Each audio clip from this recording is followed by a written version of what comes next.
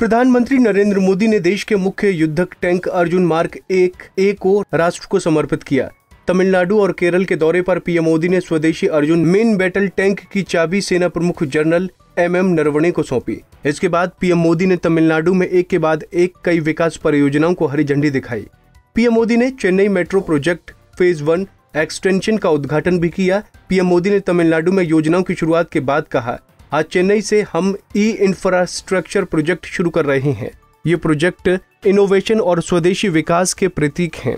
इनसे तमिलनाडु का और भी विकास होगा। उन्होंने बताया कि चेन्नई मेट्रो का तेजी से विकास हो रहा है। इस साल के बजट में इस प्रोजेक्ट को दूसरे चरण के लिए 63,000 करोड़ से ज्यादा रुपए आवंटित किए गए। जम्मू कश्मीर के पुलवामा में 14 फरवरी 2019 को जैश ए मोहम्मद के आतंकी हमले में शहीद केंद्रीय रिजर्व पुलिस बल के 40 जवानों को पूरा देश याद कर रहा है। भारतीय सेना के चिनार कॉर्प्स ने भी इस मौके पर अपने जवानों की याद में एक वीडियो जारी किया है। वहीं पीएम मोदी, केंद्रीय गृह मंत्री अमित शाह, रक्षा मंत्री राजनाथ सिंह सहित कई नेताओं ने पुलवामा हमले में जान गंवाने वाले CRPF के जवानों को श्रद्धांजलि दी। गृह मंत्री अमित शाह ने 2019 में पुलवामा हमले में जान गंवाने वाले CRPF के जवानों को श्रद्धांजलि दी। गृह मंत्री ने अपने ट्वीट में लिखा, भारत उनके असाधारण साहस और सर्वोच्च बलिदान को कभी नहीं भूलेगा। राहुल गांधी ने भी श्रद्धांजलि देते हुए कहा, पुलवामा हमले में शहीद हुए वीर सैनिकों को श्रद्धांजलि और उनके परिवारों को नमन। देश आपका ऋणी है। जम्मू कश्मीर के पूर्व मुख्यमंत्री और नेशनल कॉन्फ्रेंस के नेता फारूक अब्दुल्ला और उनके बेटे उमर अब्दुल्ला को नजरबंद कर दिया गया है। उमर अब्दुल्ला ने ट्वीट कर ये बात कही है। उमर अब्दुल्ला ने ट्वीट में कहा, अगस्त 2019 के बाद ये नया जम्मू कश्मीर है। हम बिना किसी स्पष्टीकरण के अपने घरों में बंद हो जाते हैं। ये काफी बुरा है। उन्होंने मेरे पिता, जो कि सांसद हैं, और मुझे हमारे घर में बंद कर दिया गया है। उन्होंने मेरी बहन और उसके बच्चों को भी घर में बंद कर दिया है। उमर अब्दुल्ला के आरोपों पर श्रीनगर पुलिस ने ट्वीट कर कहा, आज लेथपोरा आतंकवादी घटना की दूसरी वर्षगांठ है। प्रतिकूल सूचनाओं के कारण सभी VIP व अन्य को अग्रिम सूचना दी गई थी कि वो आज दौरे की योजना न बनाएं। इससे पहले पूर्व CM और PDP के प्रमुख महबूबा मुफ्ती को एक दिन पहले पुलवामा जाने की इजाजत नहीं दी गई थी। कांग्रेस के पूर्व अध्यक्ष राहुल गांधी ने रविवार को असम में विधानसभा चुनाव के लिए पार्टी के चुनावी अभियान की शुरुआत की। उन्होंने शिव सागर जिले के शिवनगर बोर्डिंग फील्ड में एक रैली को संबोधित किया। इस दौरान उन्होंने असम के पूर्व मुख्यमंत्री और दिवंगत कांग्रेस नेता तरुण गोगोई की काफी तारीफ की। राहुल ने कहा कि अवैध इमिग्रेशन एक मुद्दा है, लेकिन असम के लोगों में वो क्षमता है कि इस मुद्दे को वो खुद सुलझा सकते हैं। राहुल ने कहा, असम को नुकसान होगा तो देश को नुकसान होगा। चाहे कुछ भी हो जाए, CAA कभी लागू नहीं होगा। केंद्र सरकार पर निशाना साधते हुए उन्होंने कहा कि हमारे दो वाली सरकार, सुन लो, CAA कभी लागू नहीं होगा। आंध्र प्रदेश के कुर्नूल जिले में एक यात्री बस और ट्रक में भीषण भिड़ंत हो गई। दुर्घटना में कम से कम 14 लोगों की मौत हो गई और 4 अन्य घायल हो गए। हादसा इतना भयानक था कि बस का अगला हिस्सा पूरी तरह बर्बाद हो गया। जानकारी के मुताबिक कुर्नूल के वेलदुर्ती मंडल के मदरपुर गांव के पास ये हादसा हुआ है।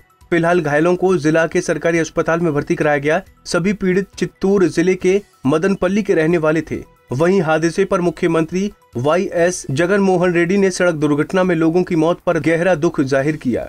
मुख्यमंत्री ने बचे लोगों के इलाज के लिए उचित इंतजाम करने के निर्देश दिए। उत्तराखंड के चमोली में 7 फरवरी को आई आपदा के बाद से ही सेना और SDRF के जवान लगातार राहत बचाव कार्य में जुटे हैं। अब तक राहत बचाव कार्य के दौरान रैनी और तपोवन क्षेत्र से 41 और सुरंग से 4 शव मिल चुके हैं। आपदा के बाद अब तक कुल 44 शव बरामद हुए हैं, जबकि सुरंग में फंसे 31 लोगों को निकालने के लिए NDRF और SDRF की टीमें लगातार मलबा हटाने में लगी हुई हैं। DGP अशोक कुमार के अनुसार सुरंग में रेस्क्यू कार्य जारी है। आज अभी तक सुरंग से 4 और रैनी गांव में मलबे से 2 शव मिले हैं। अब तक कुल 6 शव बरामद हुए हैं। कुल मृतकों की संख्या 44 हो गई है। बता दें कि आपदा के बाद से अब तक 160 लोग लापता हैं। ग्रेटा थनबर्ग टूलकिट मामले में दिल्ली पुलिस की स्पेशल सेल ने बेंगलुरु से 21 साल की क्लाइमेट एक्टिविस्ट दिशा रवि को गिरफ्तार किया है। 21 साल की ये activist Friday for future campaign की फाउंडरों में से एक है। बता दें कि 4 फरवरी को दिल्ली पुलिस ने टूल किट को लेकर केस दर्ज किया था। आरोप है कि दिशा रवि ने किसानों से जुड़ी टूल किट को एडिट किया, उसमें कुछ चीजें जोड़ी और उसके आगे भेजा। दिशा बेंगलुरु के प्रतिष्ठित वुमेन्स कॉलेज में शामिल माउंट कॉर्मेल की स्टूडेंट है। जानकारी है कि दिल्ली पुलिस की स्पेशल सेल दिशा के किसान आंदोलन से जुड़े टूल किट को फैलाने को लेकर पूछताछ करेगी। म्यूजिक कंपोजर यशराज मुखाटे के सॉन्ग रसोड़े में कौन था और त्वाडा कुत्ता टॉमी खूब चर्चाओं में रहा है। इन वीडियो सॉन्ग्स को फैंस ने बहुत पसंद किया। अब यशराज ने एक और वीडियो बनाया है जो सोशल मीडिया पर जमकर वायरल हो रहा है। दरअसल पिछले कुछ दिनों से पाकिस्तान की इंस्टा स्टार दाना नीर का एक वीडियो छाया हुआ है जिसमें वो दोस्तों के साथ एंजॉय करती दिख रही हैं। वीडियो में वो कहती हैं, ये हमारी कार है, ये हम हैं और ये हमारी पावरी हो रही है। यशराज ने दाना नीर के डायलॉग में म्यूजिक मिक्स कर शानदार सॉन्ग बनाया है जो सोशल मीडिया पर वायरल हो रहा है। पूर्व क्रिकेटर वसीम जाफर पर उत्तराखंड क्रिकेट संघ द्वारा लगाए गए आरोपों के बाद अब मामले ने राजनीतिक तूल पकड़ लिया है। अब इस मामले में राहुल गांधी ने टिप्पणी की है। राहुल गांधी ने वसीम जाफर पर ट्वीट लिखा है, पिछले कुछ सालों में नफरत को इस कदर सामान्य कर दिया गया है कि हमारा प्रिय खेल भी इसकी चपेट में आ गया। भारत हम सभी का है, उन्हें हमारी एकता भंग मत करने दीजिए। दरअसल उत्तराखंड क्रिकेट संघ ने आरोप लगाया है कि राज्य की टीम के कोच के रूप में वसीम जाफर ने धर्म आधारित चयन करने का प्रयास किया। वहीं इन आरोपों के बाद उन्होंने उत्तराखंड के कोच का पद छोड़ दिया। इससे पहले भारत के पूर्व महान स्पिनर अनिल कुंबले ने भी वसीम जाफर का समर्थन किया था। चेन्नई टेस्ट के दूसरे दिन भारत ने मैच पर अपनी पकड़ मजबूत कर ली है। सलामी बल्लेबाज रोहित शर्मा की 161 और आखिर में ऋषभ पंत की ताबड़तोड़ 58 रन की बदौलत टीम इंडिया ने अपनी पहली पारी 229 रन पर खत्म की। अब भारतीय गेंदबाजों पर पूरा दारोमदार है कि इंग्लैंड की पहली पारी 134 रनों पर सिमट गई। उसकी ओर से बेन फोक्स ने सबसे ज्यादा 42 रन बनाए, वो नाबाद रहे। भारत की ओर से स्टार स्पिनर आर अश्विन ने सबसे ज्यादा 5 विकेट लिए। अश्विन के अलावा ईशांत शर्मा और अक्षर पटेल ने 2-2 विकेट लिए। भारत ने पहली पारी में 329 रन बनाए, उसे 195 रनों की लीड मिली है। हालांकि टीम इंडिया को दूसरे दिन एक झटका भी लगा। टीम के अहम बल्लेबाज चेतेश्वर पुजारा चोट के कारण दूसरे दिन मैदान में नहीं उतरे। Bureau report, Punjab Kesari TV.